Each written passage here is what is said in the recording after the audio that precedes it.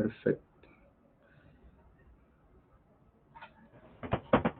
Ok, bueno, buenas tardes, muchas gracias. ¿Ya puedo comenzar? Sí, el escenario es tuyo. Ok, bueno, muchas gracias. Gracias a Benja y a todos los organizadores por la invitación. Como lo dijo William, soy Douglas Alexander Córdoba y soy estudiante de sexto año de medicina en la Universidad de El Salvador. A continuación, no sé si me pueden ayudar a compartir el enlace en los comentarios, Benja o alguien. En la presentación vamos a hablar Sí, acerca de la patología benigna de las vías biliares.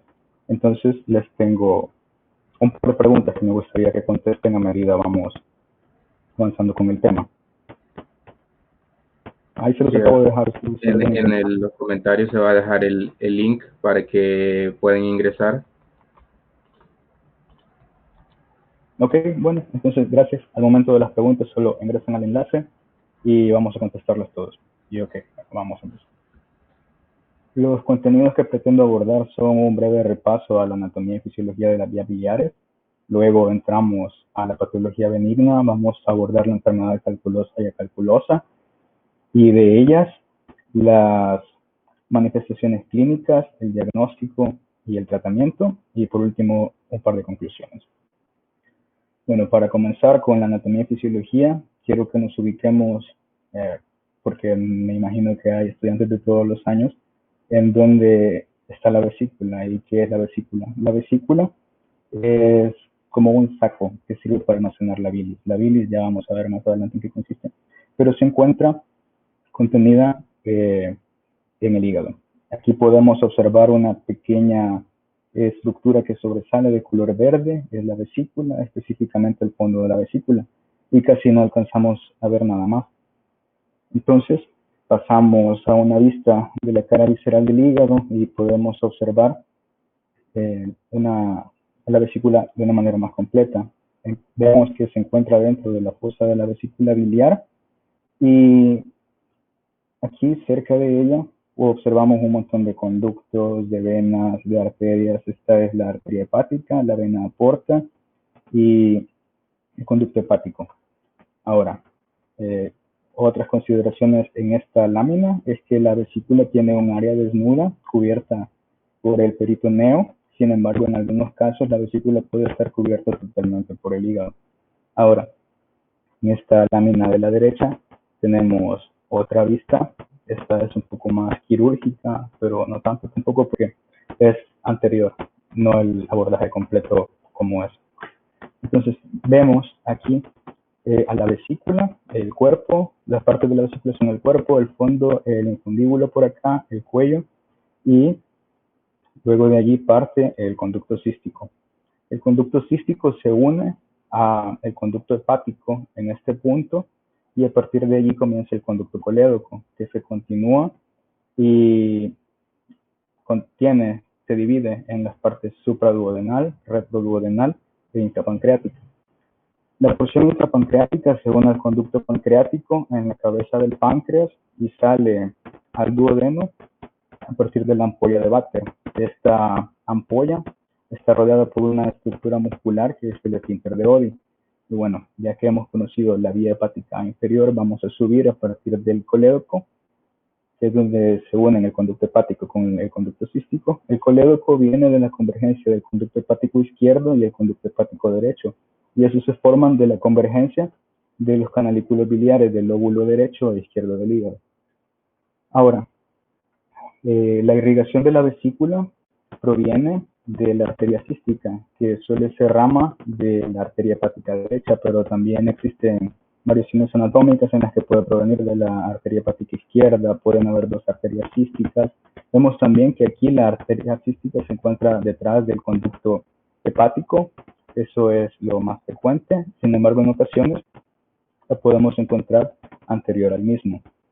Y de la misma manera, el conducto cístico puede tener variaciones. Aquí vemos cómo se conecta directamente al conducto hepático. En ocasiones se puede conectar al conducto hepático derecho. En ocasiones puede ser largo y conectarse en una porción más distal de la vía biliar.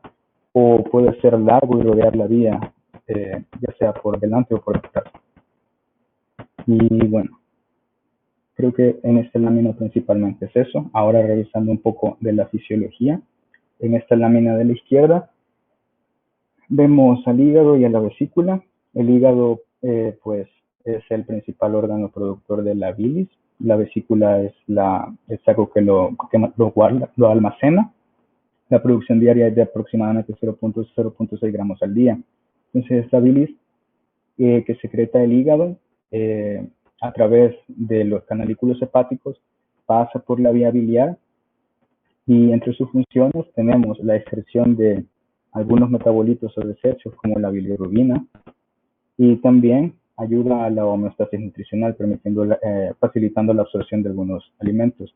Entonces, ¿qué sucede ahora? La bilis se secreta, pasa al duodeno y por todo el tubo digestivo. Sin embargo, en el intestino delgado es reabsorbida y vuelve a ser almacenada en la vesícula biliar. Entonces, diariamente es casi menos del 5% del contenido de la vesícula el que se elimina a través de las heces.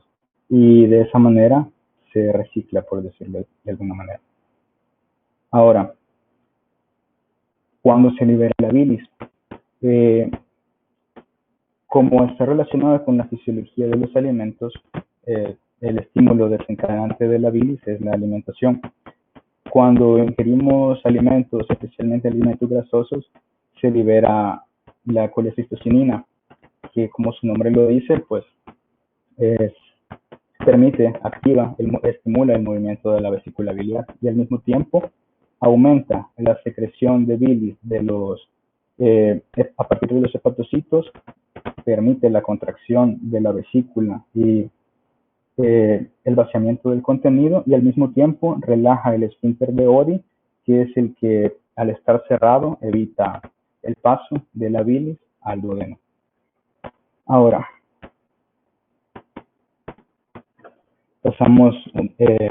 entramos un poco a la patología. La patología biliar la vamos a clasificar como enfermedad litiásica y alitiásica.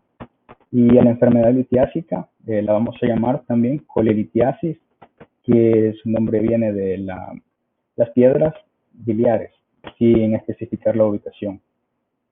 Ahora, ¿cómo ocurre la colelitiasis? Existen algunos factores que van a predisponer a la formación de estos cálculos biliares, como son la supersaturación de la bilis segregada a partir del hígado, es decir, que esta bilis proveniente del hígado contenga un alto contenido de colesterol o de fosfolípidos, una alteración de la concentración de la bilis en la vesícula biliar. La bilis dentro de la vesícula puede cambiar la concentración de la misma y de cierta manera mantener las sustancias solubles. Entonces, si existe una alteración de esta concentración, eso nos puede predisponer al desarrollo de cálculos. La nucleación de cristales de colesterol también debido a una alteración de la concentración, donde cuando existe un aumento del calcio en el contenido biliar, va a predisponer a la formación de los núcleos de colesterol, los cristales de colesterol, y alteraciones en la motilidad de la vesícula, porque al reducir esa movilidad, existe una predisposición al aparecimiento de éstasis biliar, y esa éstasis, ese inmovimiento, permite que la bilis se compacte.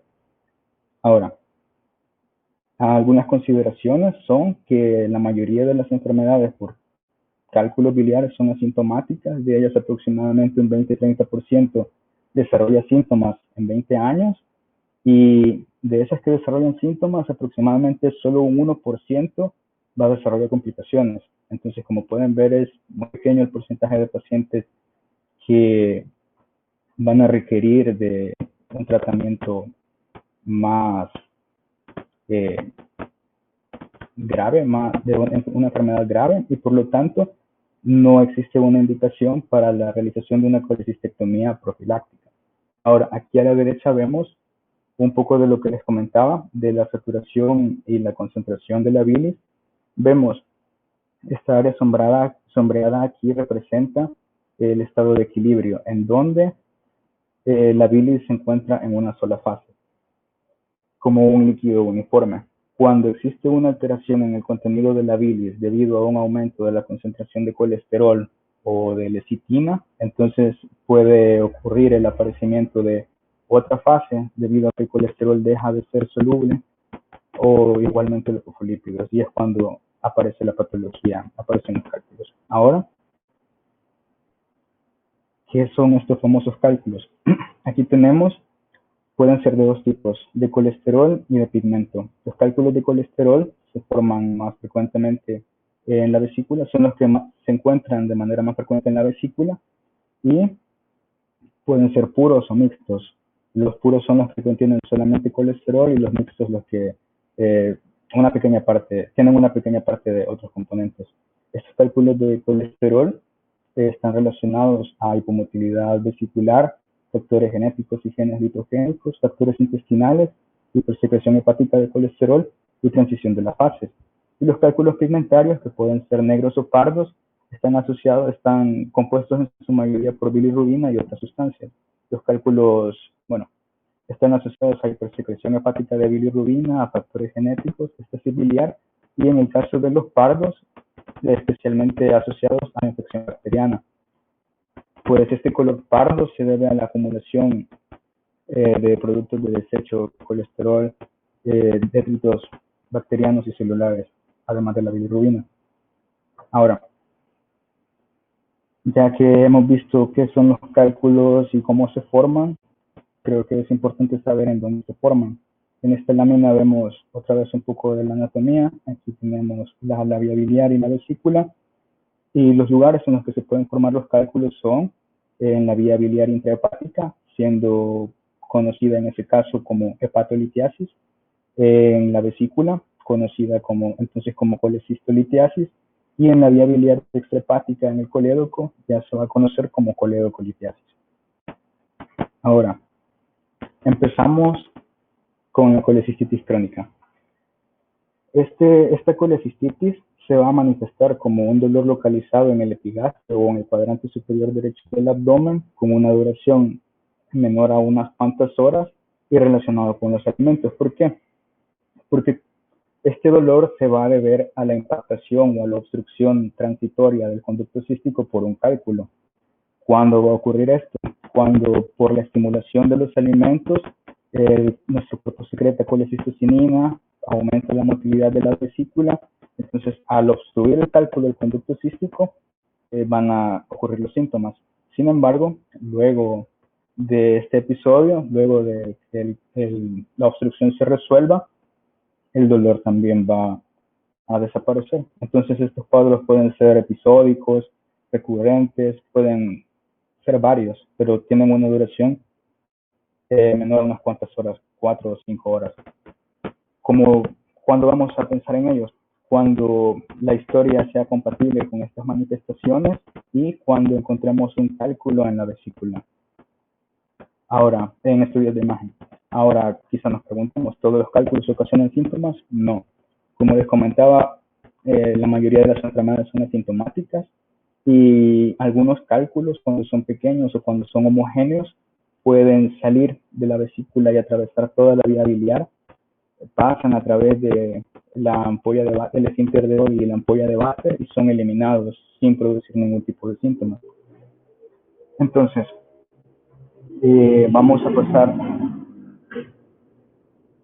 Bueno, veo que ya contestaron la pregunta que les tenía. Según los hallazgos descritos en la diapositiva anterior, es decir, la identificación de cálculos en la vesícula, ¿cuál de las siguientes imágenes se correlaciona con el diagnóstico de colecistitis crónica? La mayoría escogió la opción A, luego C, B y D. Ahora las vamos a revisar. La opción correcta era la A. En efecto, podemos observar en esta imagen cómo existe. Esta es la vesícula, este es un corte longitudinal de la vesícula, este es el conducto cístico. Aquí vemos un borde hiperecogénico y posterior a él una sombra acústica. Este es el hallazgo característico de los cálculos, y otra característica de los mismos es que cambian de posición con el movimiento del paciente. La imagen B muestra también una vesícula y vemos unas estructuras redondas un poco isoecogénicas, pero que podemos observar están en la pared anterior de la vesícula, cuando uno pensaría que deberían estar abajo. es porque estos no son cálculos sino pólipos. En esta imagen, que también es un corte longitudinal de la vesícula, vemos que existe un nivel hidroaéreo. Este es aire, este es lodo biliar. No son cálculos, pero también está relacionado a el cólico biliar, que no necesariamente es producido por una colecistitis crónica. Entonces vamos a diferenciar que es colecistitis crónica cuando hay cálculos, de lo contrario es un cólico biliar. Y aquí tenemos una hipercolesterolosis, donde podemos observar que la pared de la vesícula se encuentra, es un poco hiperecogénica. Hay una diferencia de la ecogenicidad debido a el acúmulo de colesterol en los macrófagos de la pared de la vesícula. Entonces, ahora pasamos al tratamiento. Va a depender de las características de los síntomas. Si los síntomas son leves, si los síntomas son espaciados, o si solo hay un síntoma, o sea, un episodio, pues vamos a tener al paciente en observación, vamos a evolucionar cómo se desarrolla la enfermedad y se dan recomendaciones en cuanto a la modificación del estilo de vida, principalmente en la dieta y en la actividad física. En cambio, si los síntomas son graves o recurrentes, si el dolor es muy intenso o si es bastante seguido, ya es posible considerar la colecistitis laparoscópica retardada, programada o electiva. Y bueno, eso principalmente. Esta colecistectomía se realiza, es más que retardada, es programada, se realiza entre las 6 a las 10 semanas del diagnóstico y antes de la misma pues se observa al paciente y si es necesario se puede dar algún tratamiento médico con administración de ácido desoxicólico o disolventes, infiltración de la vesícula con disolventes de los cálculos. Ahora pasamos a la colecistitis aguda. Este tipo de colecistitis se caracteriza por presentar fiebre y un dolor localizado en el epigastrio o en el cuadrante superior derecho del abdomen. Además, se va a acompañar de sensibilidad dolorosa a la palpación y defensa muscular involuntaria, o el signo de Mohr, que consiste en la interrupción de la respiración a la palpación profunda del hipocondrio derecho. ¿Y esto a qué se debe? A que la colecistitis aguda también es un proceso inflamatorio. Entonces, se acompaña de la inflamación de los tejidos que se encuentran alrededor de la vesícula. Y esa inflamación es la que provoca esa sensibilidad. Entonces, al palpar el hipocondrio derecho, ese dolor provoca el corte de la respiración. ¿Y cómo vamos a hacer el diagnóstico? Siempre con una historia compatible con los síntomas. En estos casos también puede haber alteración de los exámenes de laboratorio, principalmente puede haber un aumento leve de la bilirrubina, las transaminases y la fosfatasa alcalina. Y en los estudios de imagen igualmente podemos identificar cálculos, pero además vamos a ver un engrosamiento de la pared de la vesícula y edema perivesicular. Así que vamos a pasar a la siguiente lámina. La pregunta es, con base en los hallazgos descritos en la diapositiva anterior, ¿cuál imagen se correlaciona mejor con el diagnóstico de colecistitis aguda? Les voy a poner las imágenes acá y vamos a esperar un poco, unos 10, 15 segundos.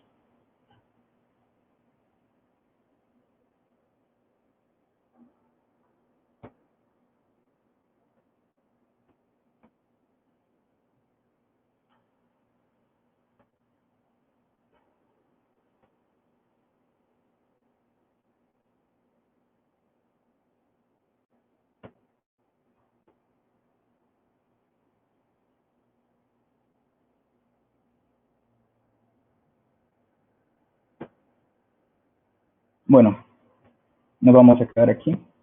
Veo que la respuesta más votada es la opción B, seguida de la A y la B. Nadie votó por la C. Entonces, ahora la vamos a revisar. La verdad es que todas las respuestas, bueno, algunas respuestas están parcialmente correctas.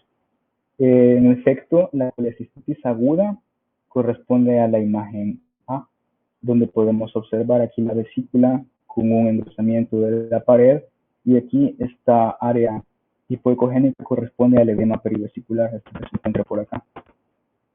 La lámina B corresponde a una complicación de la colecistitis aguda, que es la colecistitis gangrenosa.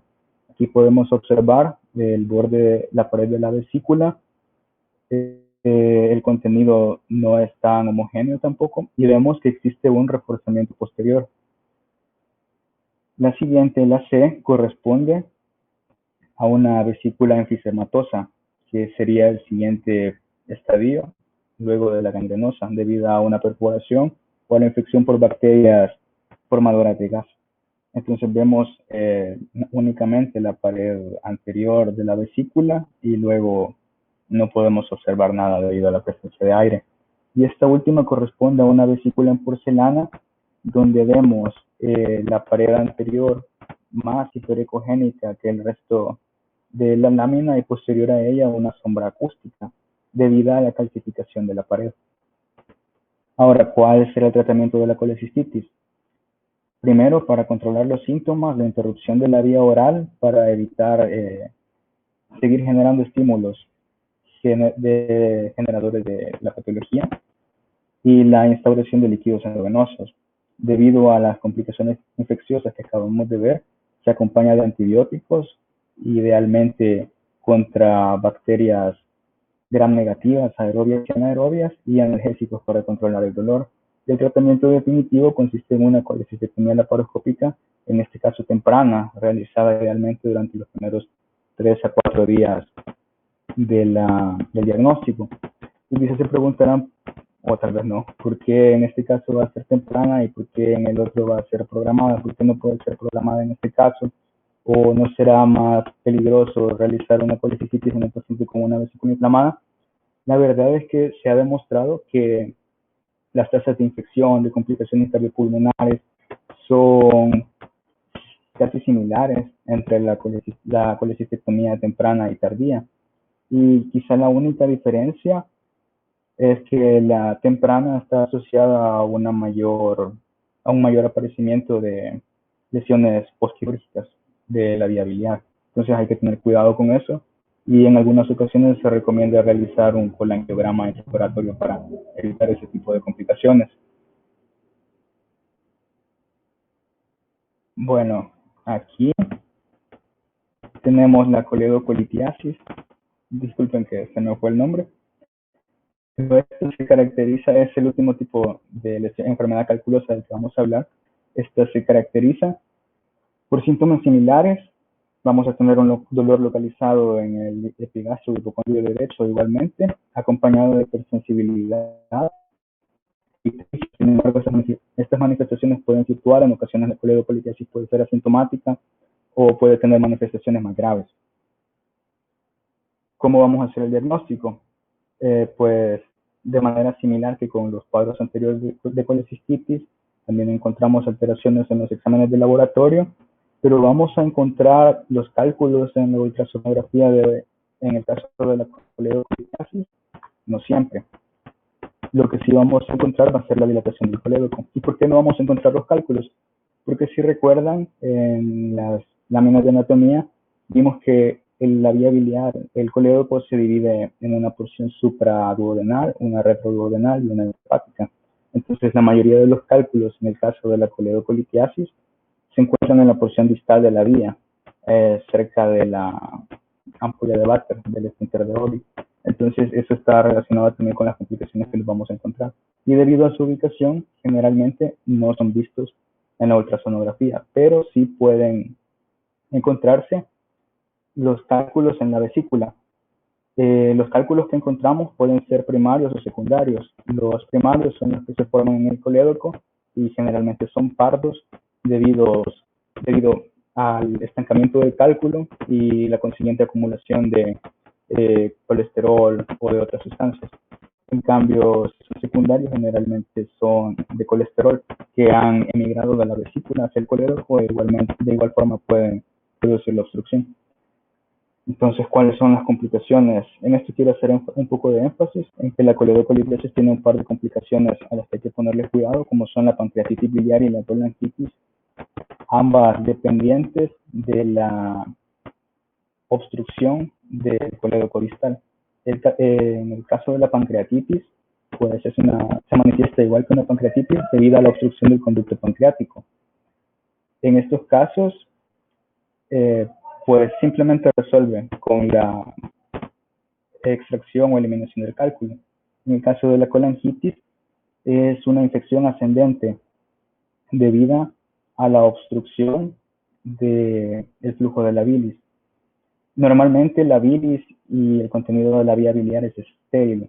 Entonces, cuando existe una obstrucción, al paso de la misma, a la eliminación constante, también se predispone a la colonización por bacterias y a la consiguiente infección. Entonces, se manifestará a través de un conjunto de manifestaciones conocidas como la triada de Charcot, consistentes en fiebre, dolor en el epigastrio o hipocordio derecho e ictericia, y cuando a esto se agrega hipotensión y alteración del estado de la conciencia, se conoce como la pentalogia de Reynolds. ¿Y cuál va a ser el tratamiento? Idealmente, la colangiopancreatografía retrograda endoscópica. ¿Por qué? Porque, bueno, en esta lámina, en esta imagen, podemos observar este tubo, es el endoscopio, esta luz blanca es el duodeno. Aquí podemos observar el catéter insertado a través de la ampolla de váter y este sería el colédoco. Vemos cómo está dilatado y luego de inyectar el contraste se han visualizados, se pueden ver estas estructuras que corresponderían a los cálculos. Entonces, el CEPRE permite la confirmación diagnóstica al permitirnos visualizar esta porción distal de la vía biliar y al mismo tiempo nos permite realizar una esfinterotomía para permitir la liberación de los cálculos. Ahora, para terminar, vamos a pasar a la colecistitis calculosa. Es otro tipo de colecistitis, pero como su nombre lo indica, en esta no hay presencia de cálculos. Esta es frecuente en pacientes de edad avanzada o en estado crítico, son aquellos que en estado de shock o quemaduras o con una pancreatitis severa, generalmente en las unidades de cuidados intensivos, y tiene signos y síntomas similares a los de la colecistitis litiásica aguda. Entonces, el diagnóstico siempre va a consistir en la identificación de la historia compatible con el cuadro. En estos casos existe una hiperleucocitosis, hiperbilirrubinemia y aumento de la fosfatasa alcalina. Y no vamos a encontrar cálculos tampoco en la vesícula, sino únicamente las manifestaciones de engrosamiento de la pared y edema perivesicular. Entonces aquí tenemos un corte longitudinal de la vesícula, es la vesícula del cuello.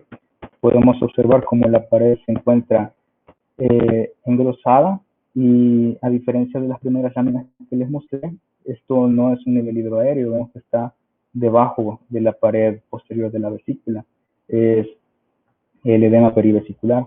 Entonces, como tratamiento, como estos pacientes están graves, probablemente no sean candidatos a una cirugía. Por lo tanto, el tratamiento ideal o al menos transitorio, el tratamiento de entrada sería una colecistostomía transhepática percutánea utilizando un catéter en cola de cerdo que permita el drenaje del contenido biliar mientras se estabiliza el paciente. Y bueno, los síntomas pueden resolver, y de no ser así, luego de la estabilización se realizaría una colecistectomía. Ahora sí, para terminar, hablando de la colecistitis calculosa y el COVID, hace poco encontré esta publicación donde se describen dos casos de pacientes cuyo diagnóstico inicial, cuyas manifestaciones fueron las de una colecistitis con la presencia del edema perivesicular, el engrosamiento de la pared y el signo de Murphy. Colecistitis calculosa, no se encontraron cálculos. Y posteriormente, al realizarse la prueba de reacción en cadena de polimerasa, se encontró presencia de RNA viral de COVID, de SARS-CoV-2. Entonces, es como interesante que también esta enfermedad se ha encontrado asociada al aparecimiento de muchas complicaciones como una simuladora. Entonces ya hoy sí, la última, como take home messages, como conclusiones, la mayor parte de los casos de colelitiasis son asintomáticos y de ellos pocos desarrollarán síntomas, menos desarrollarán complicaciones, por lo que no existen indicaciones para la colecistectomía profiláctica. La diferencia entre la colecistitis crónica y la aguda se basa en la duración de los síntomas y la evidencia de hallazgos inflamatorios en estudios de imagen. Aquí cabe destacar que según la duración de la colecistitis crónica, la vesícula puede parecer normal y únicamente encontramos la presencia de un cálculo, o podemos encontrar una vesícula pequeña y atrófica debido a los procesos inflamatorios recurrentes. Luego, la colecistitis aguda litiásica o calculosa es frecuente en pacientes graves y se presenta con las mismas manifestaciones de la colecistitis aguda litiásica. Y el COVID es una enfermedad nueva y simuladora de múltiples cuadros, por lo que hay que estar alerta ante cualquier paciente en la actualidad. No hay que descuidarnos. Y con eso termino. Muchas gracias.